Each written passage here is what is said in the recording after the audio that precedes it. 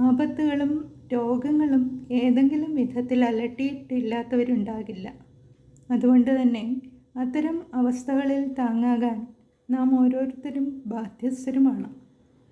ഉള്ളിനകത്തെ തീക്കനലുകളുമായി ജീവിക്കുന്ന പ്രിയ സഹോദരിമാർക്കായി സമർപ്പിക്കുന്നു ഇന്നത്തെ കവിത. കണ്ണീർ മുത്തിനോട്.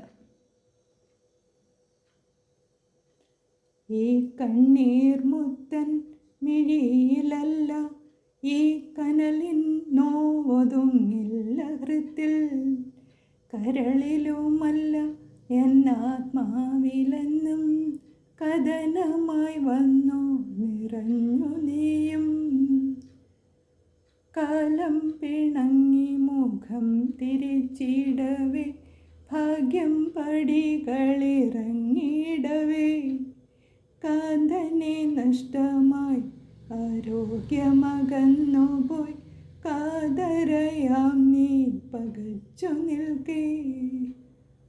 തേജസ്സകന്നൊരാ നീൾമിഴികൾ എന്നും തോരാതെ കണ്ണീരണിഞ്ഞതല്ലേ, ഉള്ളിലൊളിപ്പിച്ച നൊമ്പരത്തി കനൽ അണയാതെ നിന്നെയും കാർന്നിടുന്നു.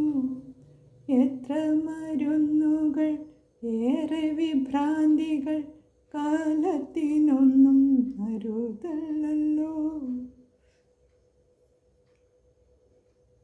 എങ്കിലും എന്നാത്മസോദരി നീ എന്നീ മുറുകും കുരുക്കിലൊളിച്ചിടല്ലേ, മായച്ചിലന്തികൾ മനസ്സിൽ നെയ്തിടുമി മാറാല പൊട്ടിച്ചെറിഞ്ഞു പോരൂ.